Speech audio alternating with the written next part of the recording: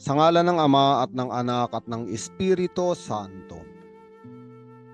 Panginoon, isugo mo ang iyong espiritu at pagpanibaguhin mo ang muka ng aming mundo. Ang mabuting balita sa araw na ito ay mula kay San Juan, Kapitulo 6, versikulo 51 hanggang 58. Sa araw na ito ay ating ipinagdiriwang ang dakilang kapistahan ng kabanal-banalang katawan at dugo ng ating Panginoong Hesukristo o tinatawag nating Corpus Christi o Corpus Dominum. At ang ebanghelyo na ipinahayag sa araw na ito at ating pinagninilayan ay patungkol sa tinapay ng buhay. At ito ang tinapay na bumaba mula sa langit. Ang ibig sabihin, si Hesukristo ay bumaba mula sa langit upang maging pagkain. Kung paano ang mga Israelita ay nabuhay mula sa pag-ulan ng tinapay mula sa langit sa lumang tipan na tinatawag na mana. Ang sangkatauhan ngayon ay binibigyan din ng tinapay na mula sa langit. Anak ng Diyos, ikalawang persona sa Santissima Trinidad, kinuha ang ating laman, kinuha ang ating katauhan mula sa langit, siya ay bumaba sa daigdig upang ibigay ang kanyang sarili sa ating mga nagugutom. Ang pagkagutom ay hindi lamang pisikal o literal na pagkagutom. Sa tuwing nagugutom ang tao, nakakaramdam siya ng isang napakalalim na kawalan sa kanyang kaibuturan, sa kanyang kalooban. Para bang may kulang. Parang walang hanggang bangin na umaalingaw-ngaw, sumisigaw na, punuin mo ako. Punuin mo ang gutom ko. Tighawin mo ang uhaw ko. At ang kalagayang ito ay nararanasan nating lahat. Kakulangan ng tao. Hindi lamang pisikal, hindi lamang material, o hindi kakulangan sa kahulugan, kakulangan sa totoong pagmamahal. At bakit ba may ganitong bangin o kahungkagan ang tao? Sapagkat ang tao ay naputol ang ugnayan sa Diyos. Kung babalikan natin ang aklat ng Henesis, noong ang mga unang tao ay sumuway sa Diyos, kinain nila yung bunga ng punong ipinagbabawal, sila ay namatay. Sapagkat sinabi ng Diyos na mamamatay kayo kapag kinain nyo at hinawakan ng punong iyan. Ngunit ating tandaan na hindi sila namatay na pisikal. Buhay pa rin pisikal si Adan at si Eva. Ngunit may namatay. At ano ang namatay dahil sa kasalanan? Ang ugnayan ng tao sa Diyos. Nawala ang Diyos sa buhay ng tao. At dahil ang Diyos ay isang Diyos na walang hanggan, ang nawala sa tao, sa kanyang buhay, sa kanyang kaibuturan, sa kanyang kalooban, ay walang hanggan. Kaya lumikha ito ng isa bang kawalan, isang kahungkagan na walang hanggan. At ito ay nararanasan nating lahat at pilit natin itong pinupunuan. Ugnayan, katanyagan, salapi, tagumpay, pagkaing makalupa, inuming makalupa, mga gawain sa daigdig na ito.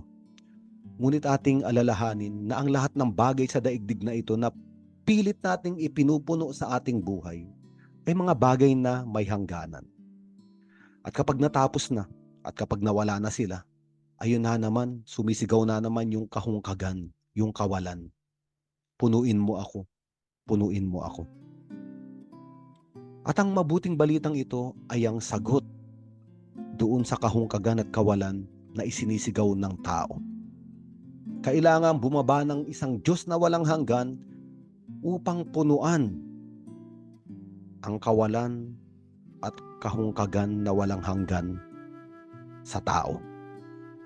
At ang mabuting balitang ito ay ang sagot. Sinabi ni Jesus, pakatandaan ninyo, malibang kainin ninyo ang laman ng anak ng tao, hindi kayo magkakaroon ng buhay. Ang kumakain ng aking laman at umiinom ng aking dugo ay may buhay na walang hanggan, at muli ko siyang bubuhayin sa huling araw. Sapagkat ang aking laman ay tunay na pagkain at ang aking dugo ay tunay na inumin. Ang kumakain ng aking laman at umiinom ng aking dugo ay nananatili sa akin at ako naman sa kanya. Buhay ang Ama na nagsugo sa akin at ako'y nabubuhay dahil sa kanya. Gayon din naman ang sinumang kumain sa akin ay mabubuhay dahil sa akin. Ito ang tinapay na bumaba mula sa langit. At ang mga salitang ito na namutawi sa bibig ng ating Panginoong Hesukristo ay ekspresyon ng kalooban ng Diyos. Ayaw niya tayong manatili na habang buhay na namamalimos sa mga pagkain at inuming nawawala at hindi napupunuan yung kawalan at kahungkagan sa ating buhay. Kailangan niyang ibigay ang kanyang katawan bilang pagkain, ibigay ang kanyang dugo bilang inumin, upang yung walang hanggan na nawala dahil sa kasalanan ng tao ay mabalik. At kung ating pagninilayan, ibinigay ni Hesukristo ang kanyang katawan at dugo noong siya ay ibinayubay sa krus. Doon nawasak-wasak ang kanyang laman. Doon dumanak hanggang sa kahuli-hulihan, patak ang kanyang dugo. Upang ang ugnayan na nawala ng tao sa Diyos ay maibalik muli. At ito ay nagaganap sa tuwing tayo ay nagdiriwang ng banal na Eucharistia. Kung ano ang nangyari sa Golgota, sa krus bilang altar, ay nangyayari sa altar ng banal na misa. Ibinibigay ni Hesukristo ang katawan niya, pinaghahati-hati, nawawasak para sa mga taong wasak. Ibinibigay niya ang kanyang dugo para sa mga taong nauubusan na ng buhay ay mabigyan muli ng buhay. Isang napakagandang pagdiriwang sa araw na ito, sapagkat sa likod ng pagdiriwang ng dakilang kapistahan ng kabanal-banalang katawan at dugo ng Panginoong Hesukristo ay ang pag-ibig ng Diyos. Ang mata ng Diyos na hindi tumigil na gawa ng paraan upang punuan ang sangkatauhan, upang ganapin at bigyang lunas ang kawalan at kahungkagan na ating nararanasan. Isang Diyos na palaging nakatingin, isang Diyos na nagmamahal. Ayaw niya tayong maiwan sa aba at kaawa-awang kalagayan. Kaya isang araw, kailangan niyang ipadala ang kanyang anak mula sa langit, magkatawan tao sa lupa, ang tinapay na galing sa langit, upang bigyan tayo ng buhay.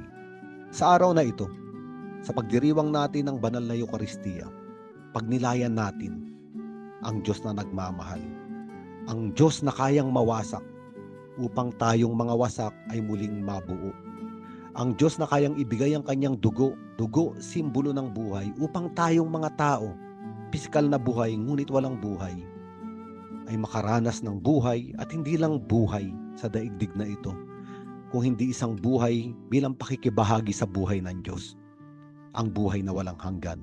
Ito ang banal na Eucharistia. Sa tuwing kakainin natin ang katawan ni Hesukristo at iinumin ang kanyang dugo, nagiging kabahagi tayo sa kanyang buhay. Ang makalupa nating buhay ay nagiging banal na buhay. Isang buhay na nananahan at nakikibahagi sa buhay ng Ama, Anak at Espiritu Santo. Sa ngalan ng Ama at ng Anak at ng Espiritu Santo.